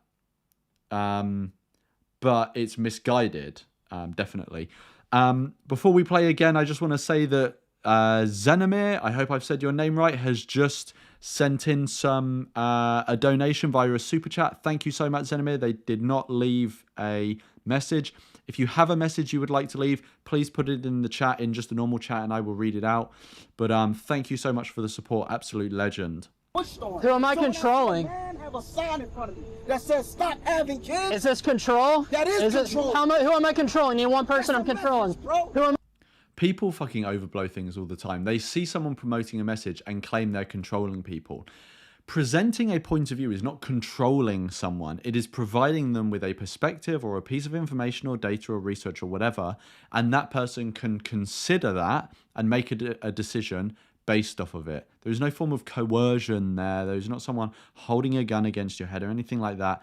It is overblown to basically demonize the person, to basically poison the well, say this person is being coercive, which is a negative thing, when actually they're just trying to present a point of view. Who am I controlling? This is not controlling. That is control. How am I controlling? Who am I controlling? Name one person I'm controlling. Just because you holding the sign don't mean you not attacking. Okay. Wait, hold on. Go ahead. Maybe you should not be here. No one should have had you. Yeah. Think about or anyone. Sorry? It does feel like diet eugenics. Diet eugenics? I feel like that's what you're promoting. Did she say diet eugenics? Sorry? Do you see how people feel like your message is diet? Yeah, they want to jump to extremes. Now, do you know what is eugenics? Do you know what eugenics is? Yes, I do know. What is it? What you want to ask? Educate me, brother. Go ahead. Okay, it's when people think that certain people with so-called desirable traits should have children, and everyone who lactose desirable traits shouldn't have children. And right. And this doesn't talk about how only certain people should have kids. This is a message for everyone. And this also has nothing to do with control. Who am I controlling? I can only control myself. That's why I got a vasectomy. So this doesn't. So why don't you let your personal choice, your body, your choice, let right. that be your personal choice? Yeah. Other people's bodies, other people's choices. Dietz is not making a decision for other people. He's presenting a perspective and information. They can go away and make a decision about their own body. Jesus Christ. This is a personal choice too. If I want to stand here with signs, that is a choice. People who walk by me can do whatever they want. You have the freedom of speech, but you do not have the freedom of consequence. So if people are going to get upset with you, don't act like they're ridiculous. No. You chose. Yeah, freedom of consequence doesn't even make sense. It's freedom of speech, understanding that there can be consequences for speech. Now, obviously, if you're talking about legal consequences, then that is controlling free speech. But individuals can have like reactions to it, right? What was I going to say? Let me just go back and see what the last thing was she was going to say. People who walk by me can do whatever they want. You have the freedom of speech, but you do not have the freedom of consequence. So if people are going to get upset with you, don't act like they're ridiculous. Oh yeah, so if people are going to get upset with him, don't act like they're ridiculous. Of course you can do that. Saying that there's freedom of speech, and you know if you have freedom of speech, there can be consequences for your speech in terms of how people react to you, that in no way says that all reactions are equally valid and reasonable. You can have freedom of speech. People are free to respond to that speech, but they can be idiotic in how they respond, or they can be unreasonable in how they respond, right? Like if she was promoting a message of, I think we should help poor people and everyone should, you know, if they can, give 10% of all of their income to people who are needy. If I then went up to her and said, you're a fucking idiot, why are you helping poor people? They're a stain on society. She's using her freedom of speech. I'm using my freedom of speech to react to her speech. That doesn't mean my reaction is reasonable. My reaction is idiotic. It's unreasonable. So, and she would recognize that. It's just that she wants the convenience of being free from the label of having a unreasonable response to his message. It's crazy. You chose to sit there. I can still, if someone gets upset with me, I can still act like they're ridiculous. You're trying to take my choice away to act like they're ridiculous? In this country, today, taking away a woman's right to choose shows a path toward wanting women to have more children. I don't agree with that. I don't agree it should be a forced choice. But how has it even got onto this? Dietz was not talking about forcing decisions on women or anyone. And they're using politics to increase the population. I mean, that's really what it is. And I agree with a woman's choices. Only her choice. And she should be the one to make it because she lives with the consequence. They don't support children after they're born. They only talk and they relate it to God and religion. So in this country, there's actually a push to have more babies, which is. I believe in the right to choose, which means I believe in the right to choose an abortion and the right to choose to have a kid. I think pushing either barrier is not correct. You can't do that. So you want to take my choice away to stand here with these signs? Is that what you're saying? Like I said, you have a freedom of speech. You do not have a freedom of consequence. That's funny that he So I'm said going to the sit here same and tell you thing. you're dumb. I'm dumb? Yeah. Okay. And you wasted your money getting those printed at God knows where state. It's not a waste of money if it's provoking all these conversations. It would be a waste of money if no one was stopping to talk. Conversations, but the problem is you don't want the conversations. You want the reaction. Of course I want. What's he talking? Well, what's she talking about? He doesn't want the conversations. He's literally. I mean, obviously she didn't see this because she's just come across in the past couple of minutes. But he's been having conversations for the past. How long is this? 50 minutes. Yeah, like this video is going to be 50 minutes. So for the past like 40 minutes, he's been having like, for the most part, relatively reasonable conversations with people, right? And obviously Stop Having Kids have loads of other videos on their channel as well. So there's like, I'm sure he's had hundreds of hours of conversations with people, and the investment for those signs, I'm sure, is like relatively minimal. Like it's not going to be that much. So for the cost of each conversation, it's probably going to be pretty low. She just has no idea what she's talking about. The conversations, what I get is mostly peaceful conversations. This is extremely rare. What you see right now, this is extremely rare. It's emotional. It's, you know what's happening is, he was just stood there with a sign, having a reasonable conversation. These two people have come over, the guy at the back who was like, you know, really agitated, and then this woman with the dog here. They've come over and had completely unreasonable reactions to him, and now they're trying to blame their reactions on him when he was just stood there with a sign, when it was them who were the ones that got triggered or unreasonable. And somehow it's on dates, somehow. I'm a king, and you a goddamn soulless demon. Inclined by history. You, as a white man, sitting here saying your stuff, not only do you have a privilege of being able to do this and not being... It's so unreasonable to... I understand, obviously, history can inform people's perspectives and how they understand society. But in individual instances, like day-to-day interactions with people, individual instances like this, where you've got no grounds for thinking that Dietz is prejudiced or biased in any way or anything like that, it's so unfair and unreasonable to drag up history and get the weight of history and everything that's happened and dump it on one individual person and one interaction. It's just so fucking unreasonable. Bothered by anyone but him. Anyone sitting in the park has a privilege to do this right now. For you, you're like, don't have kids, I gotta... Yeah, and it's like, she could also do the same thing. She could hold the signs. Like, Stop Having Kids is open to people of all races. There have been people of all races doing Stop Having Kids. There's a whole Stop Having Kids group in India. They are all Indian or from the surrounding area. I don't know all of their nationality, but they do it in India. I'm assuming they're all Indian. This is not a racial thing. Vasectomy, for him, he's informed by a history of population control and people putting even stereotypes on... I know about that history too. I read books about eugenics. That's awesome. That's not what this is. Yeah, it's like, we're aware of the history, but that's not what this is. This is the whole point. Be like, oh, it's extreme. This is informed. This is informed by something that you're not considering when you stand here. This is not the same thing. Also, she has no idea if he has considered it or not. And if you think it is, you're not the... It is the same thing. I'm saying the reaction is relevant. Do you understand what I'm saying? Yeah, you can have your opinion. Well, nobody and you can have that opinion. I'm just letting you know right now. The same way we are fighting for women to have a choice to choose to not go through with pregnancy. If you're fighting on the other side or pushing the other side, what you're going to do is create holders, create holes. And then it's going to be this or that. I just think this is a dangerous message. Right, what's this going to lead to? This is once again you telling someone what they should or should not do with their body. Stop having kids. I'm not telling anyone anything. I'm holding a sign. It's not a command. If it's a command, if I go up to your face. People can do whatever. You can go home and make a baby right now if you want. I'm not stopping you from doing anything. Wait.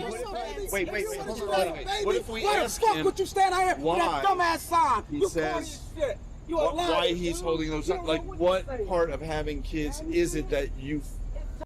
Yeah, but the question we should all keep in our minds is, what is stopping these people from having a reasonable conversation with him instead of having this reaction? Because there are multiple people throughout this video who have done that. The first guy, the guy who was smoking the cigarette, this guy on the left, the guy with the camera on the right, all of them have managed to have a completely reasonable conversation with him. Even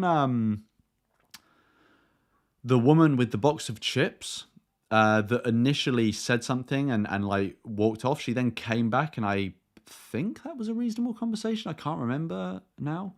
But it's like, all these people have been perfectly... And I'm sure these people are perfectly capable of having a reasonable conversation. It's just they've chosen to go down this road. I think the world should empathize with. Well, I think people don't think about the fact that you're literally forcing someone into existence and you're creating harm and suffering for them, because that's what a lot of life entails. That's only your life. Why don't you go to address the harm and suffering? Well, you can prevent it by... That is addressing the harm and suffering. You can address... There's two ways of addressing the harm and suffering. Focusing on the harm and suffering that is already going on, helping existing beings, right? Humans and animals. And then also trying to act in such a way where less of them are brought into existence to experience the suffering in the first place. not having a child. No, My you baby can prevent has, it by dealing with the harm and suffering hands-on. Yeah, you can do both those things, but no one has to, if you don't bring someone into the world to begin with, whatever things you don't want them to experience, they won't experience because they haven't been brought here. Exactly. Should we see what a few people in the chat are saying? Because I haven't looked at the chat in a long time, so we can see what people's opinions are on what's going on.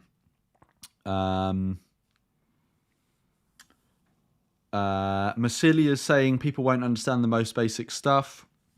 Some people will, but many people, yeah, they seem almost incapable of doing that. We've got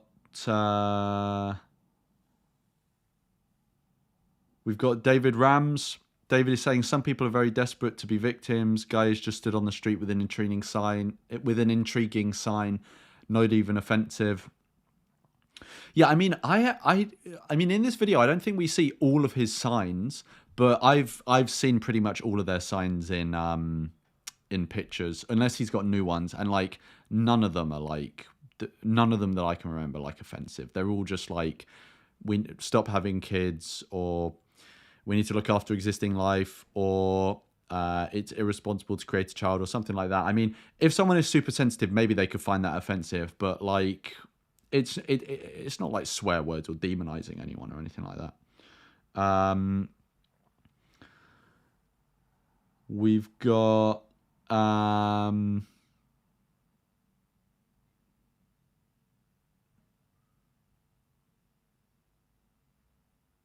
oh, fuck. Okay, there's not many reactions in the... Oh, we got David again. I think at the end of the day, it is on him as he... so about... it's on Dietz. As he went out there with the sign, he instigated something with the public, so ultimately the blame falls on him.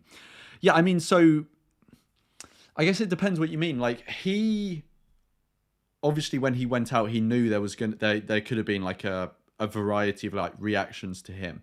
So, ultimately, he's partially responsible for the fact that this set of circumstances has come about, but that's not removing responsibility that these people have as well, because they have agency of their own. So yeah, he provided the stimulus. So without the stimulus being there, this wouldn't have happened. But it also is completely avoidable even with the stimulus happening, given that we've seen like all these people being able to have a reasonable conversation. But yeah, when you go out and do street outreach with, you know, many different issues, you know that putting the stimulus out there is going to generate this reaction with some people. Even though that's not the intention, you know that there are going to be some people who just can't handle themselves. So yeah, I mean, part of it is on him, but yeah, I would say we shouldn't take away from the agency of those people. And yeah, David says, but they're being super unreasonable in how they're behaving. And then the official Nest says, well, if it's a valid choice to impose condition, then there's no logical right to get mad when people impose conditions. Can't be mad at the activists for imposing. It's their choice. I'm not entirely following. I think maybe what official Nest is saying is that if you're willing to impose the conditions of life on someone by procreating, then someone imposing by sharing a message is like relatively trivial by comparison, maybe. Cool. Okay, let's go back to the video. Exactly. Yeah, that's the point. See, so I do want to add this real quick because I am about to go, right? Oh no. So I know. You're the moderator. I know, man. So a few things, right? One, you have no pictures. Shit's weird. Of anybody, which leaves this. Oh, it's not a racist thing. This is just for everyone, right? But no in the world this is a pretty diverse area. But no in the world we live in, having imagery would help you avoid messages like this. And we're old enough to know that. Well, this is... Nah, I don't buy that. Having imagery on those images is going to get him in even more shit. Because even if you have signs that have all of the different races on, there are a lot of races in the world. There are a lot of different ethnic groups. There are hundreds. You're going to have a sign for every single one so that when someone comes across, they're not going to feel discriminated against? Like, what if he can only reasonably have like 5 or 6 signs out? What if he's like stood there and he's got like black, white, Asian, but he doesn't have like a Mexican, Latin American person on there? Is someone going to come across and be like, oh, what do you like privileging Mexicans? If he in any way introduced race into his messaging, it would backfire. It would distract from the actual message. That is a ridiculous idea. The whole situation. Just don't have any reference to race, because race is not the morally relevant thing here, and just have simple messages that are universal and everyone can understand and engage with. Yeah, even entertaining this racial stuff is just fucking not needed and silly. That you've been around to film is actually quite rare. This is not a regular occurrence. That's because I'm filming. And, maybe. Right. Or it could just be a coincidence. Well, I'm on the radio plus I'm on television, so some people know exactly who I am. You don't scare me. Why is that? Nobody scare me. Because he's arranged. It's not allowed? It's not allowed. Why is it not allowed? I'm not. Why is it not allowed? Well, it's allowed, but it's allowed over there. You can't be on this. Okay. Yeah, you can't be on in the park. What I would say to you is stop having kids is something that has been said to black women specifically, informed by stereotypes like welfare mama or baby mama or someone with a lot of kids. So you have a sign that says It's been said to white people too. I'm telling you, historically, it's been said to all kinds of people, all ethnicities. Historically, it's been said to all ethnicities. It's been said to all ethnicities. They're not saying that now, though. They're saying have more kids. Yeah, but also stop talking about they or other people. That's not what Dietz is saying. It's by taking away a woman's rights.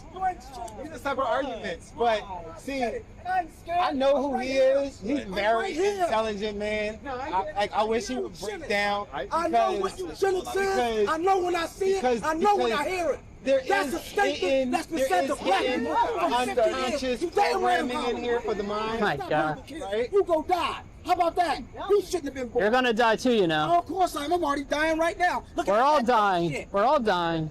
I'm dying right now. Yeah, so am I. You shouldn't have been born. How you like that?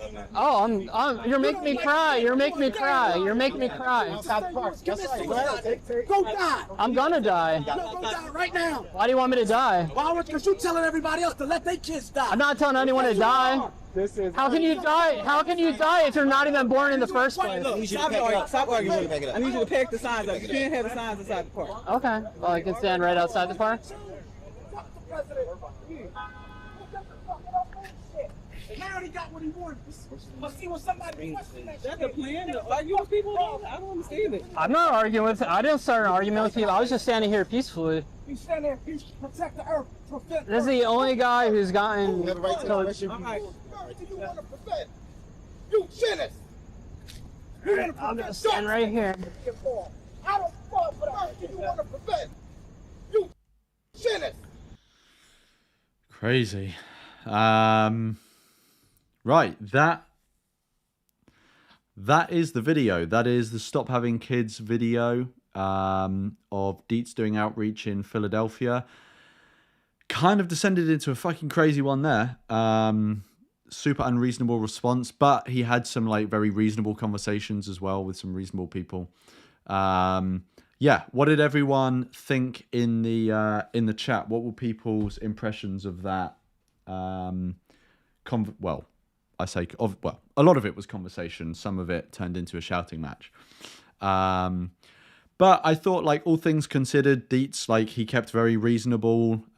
He was answering people's questions. He was just presenting his point of view. Yeah, it was just unfortunate that those, like, specific individuals took it that way. But, yeah, people are going to be people, I guess. Cool. We've got E Incarnated says there were some good conversations. We've got Suran asking for the link of the original video. The original video is linked in the description of this live stream. It always is. It's already there. So go to the description of this live stream. You can see the original video. Cool. And Full Circle says completely rational, handled the emotional outburst with class. Le Petit Corporal says the conversation was sadly hijacked. Yeah, it was. Cool. Okay. Well, thank you everyone for joining me, watching as well. I hope you found that interesting. So remember that we've got the conference in November. Remember that tomorrow the stickers are going to go live that you will be able to get and order. And I think that is everything. So thank you everyone for joining. And I will catch you all in... Oh, sorry. Very quickly before I go. Next weekend, there should be... Unless anything comes up, there should be... another live stream, which is already scheduled. You can go on the live tab on my channel, reacting to the Birth Gap documentary, which is a pro-natalist documentary talking about birth rate decline. So we will be having a look at that. But anyway, catch everyone in the next one.